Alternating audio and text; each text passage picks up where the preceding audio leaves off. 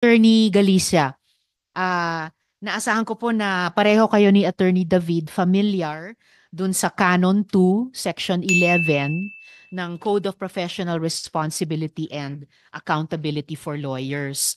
Nagpo-provide po yon na quote, "A lawyer shall not make false representations or statements.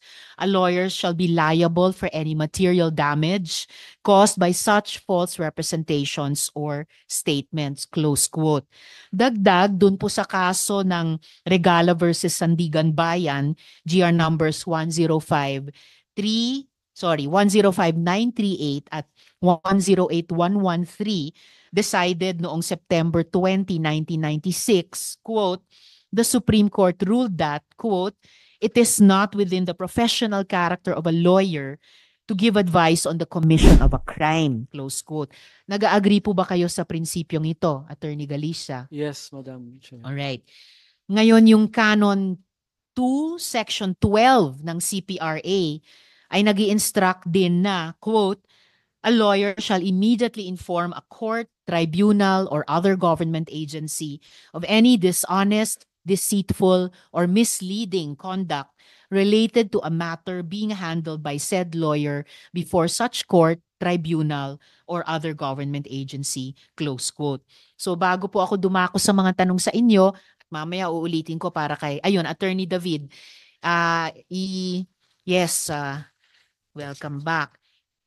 Tinanong ko lamang po muna kay Attorney Galicia kung pareho kayong familiar sa Canon 2 Section 11 ng CPRA for lawyers.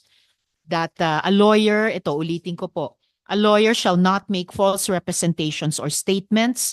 A lawyer shall be liable for any material damage caused by such false representations or statements."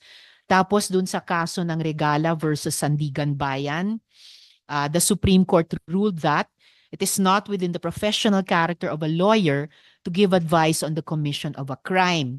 Sumasang-ayon din po ba kayo sa prinsipyo Yes, nito? yes, Your Honor. Salamat, Attorney David. At lastly, dito sa CPRA, Canon 2, Section 12, ay nag-i-instruct din na, quote, "A lawyer shall immediately inform a court, tribunal, or other government agency of any dishonest, deceitful, or misleading conduct related to a matter being handled by said lawyer before such court, tribunal, or other government agency," close quote.